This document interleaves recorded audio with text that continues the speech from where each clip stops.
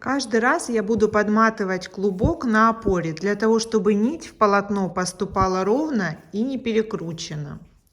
Также я приготовила два размера крючка, номер 6 для вязания основного узора и номер 4,5 для привязки к фурнитуре, для того, чтобы проще проходила в отверстие по фурнитуре головка крючка.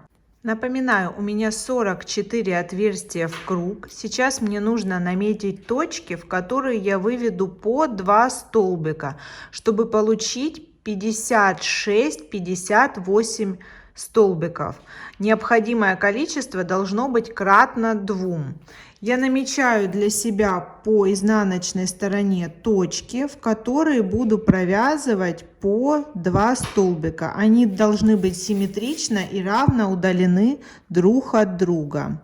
Таким образом, сейчас мне нужно наметить 12-14 точек. Я для себя намечаю 12 точек. Вы смотрите видео до конца, посмотрите на объем и размеры рюкзака, который у меня получится, и определите для себя количество добавлений. Оно может быть больше или меньше. Я вставляю крючок в первую точку, которая относится к ровной стороне овала после закругления.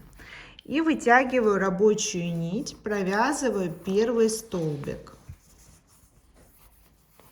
Далее смотрю по изнанке, это как раз та точка, куда мне нужно провязать добавление. Край начала я впускаю, ввязываю в полотно, вставляю крючок повторно в эту точку и провязываю еще один столбик. Первое добавление готово. Далее вяжу до следующей точки, намеченной по изнанке.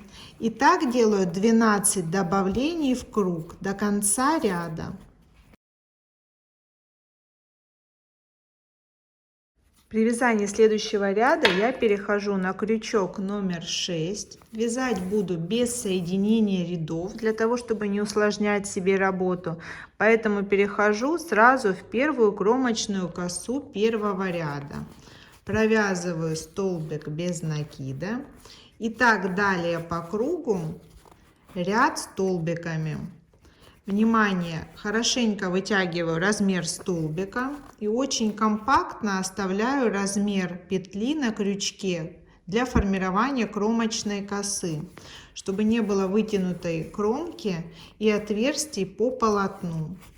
Вытягиваю столбик и очень компактно провязываю его, продолжаю по кругу. Первый ряд провязан, перехожу к вязанию узора полотна. Здесь у меня переход от ряда к ряду, я не соединяю ряды, вяжу по спирали, поэтому провязываю столбик без накида в эту точку. Далее столбик предыдущего ряда пропускаю первый, во второй за обе дужки вертикального столбика провязываю столбик без накида. Получается перекрученная провязанная петля по полотну, по узору будет выглядеть как шишечка. Такие шишечки будут расположены в шахматном порядке по всему полотну рюкзака. Далее вставляю крючок в следующую кромочную косу и провязываю столбик без накида. Снова пропускаю один вертикальный, во второй за обе дужки провязываю столбик. Так чередую. Столбик в кромочную косу, столбик за вертикальные дужки в предыдущий ряд. Кратность узора 2 петли. В круг у меня количество кратное 2, поэтому вяжу, чередуя, до начала следующего ряда. Здесь на стыке рядов я закончила крученным столбиком, поэтому провязываю столбик в кромочную косу без накида. И далее в шахматном порядке начинаю вязать в те столбики, которые в прошлом ряду были в кромочную косу. Крученный столбик. Далее снова столбик в кромочную косу, чередую. И снова крученный боковые дужки столбика предыдущего ряда. Получается в шахматном порядке перекрученные столбики. Продолжаю ряд за рядом, не меняя узора, на необходимую глубину изделия.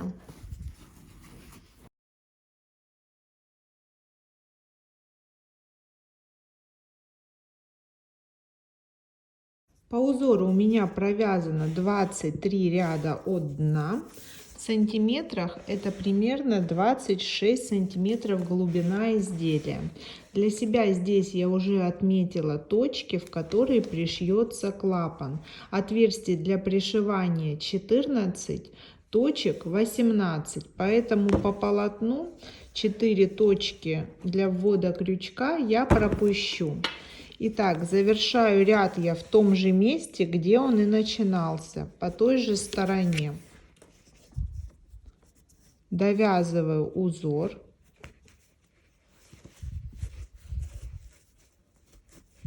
Еще одна точка. И здесь перехожу на обвязку.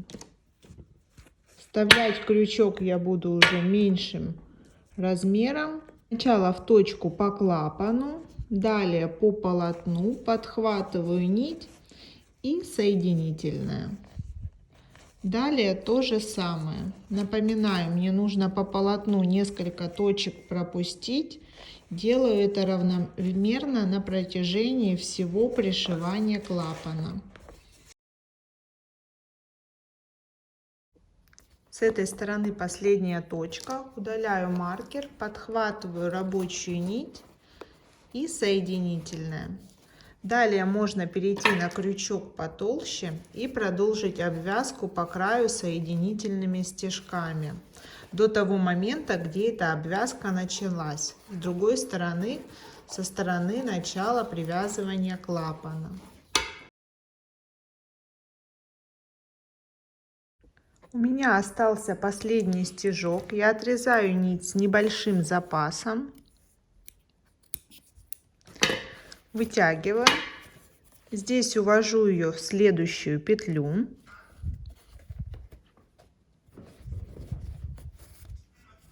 И возвращаю в исходную, после чего прячу кончик по изнанке. Готово. Сейчас мне необходимо вставить утяжку. Я сложила рюкзак прямоугольной формой. Сторона, по которой пришила клапан, равна передней стороне рюкзака.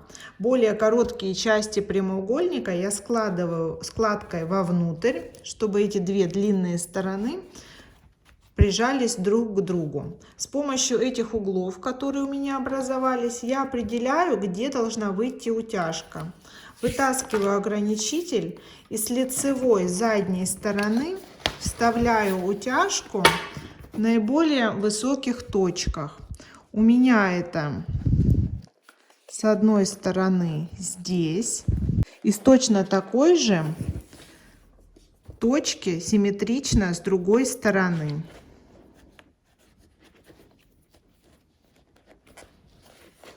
Здесь.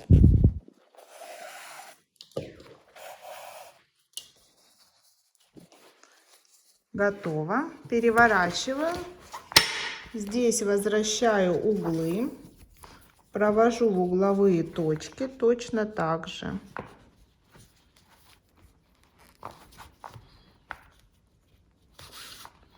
Получается туда-обратно, туда-обратно. Вот притягивается угол. Здесь он подхватывается через одну петлю. Утяжка выводится снова наизнанку. Симметрично, соответственно, здесь.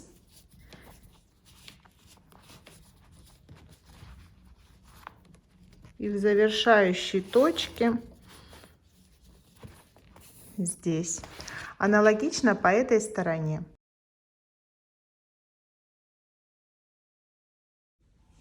Я установила замок. Мне осталось накрепить лямки для рюкзака. Для этого я вставляю кольца-карабины. Одно на верхней части у основания. В самом центре.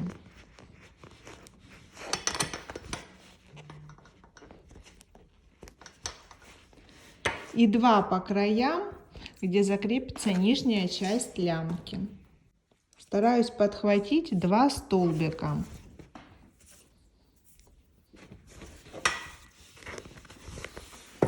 С этой стороны точно так же симметрично. Можно ориентироваться на отверстие по донышку.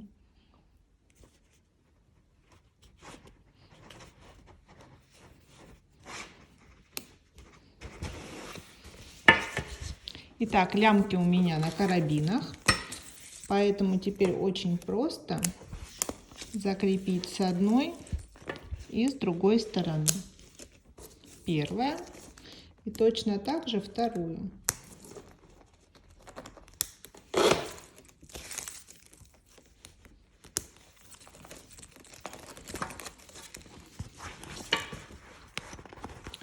Рюкзачок получился очень компактный, но при этом вместительный. Лямки можно регулировать с помощью карабина, сделать их покороче, пропустить здесь и закрепить в перемычке. Коротенькая лямка, возможно, для детского рюкзака, и более длинная для взрослого. Подписывайтесь на мой канал, ставьте лайки, будет много интересных видео. Всем пока!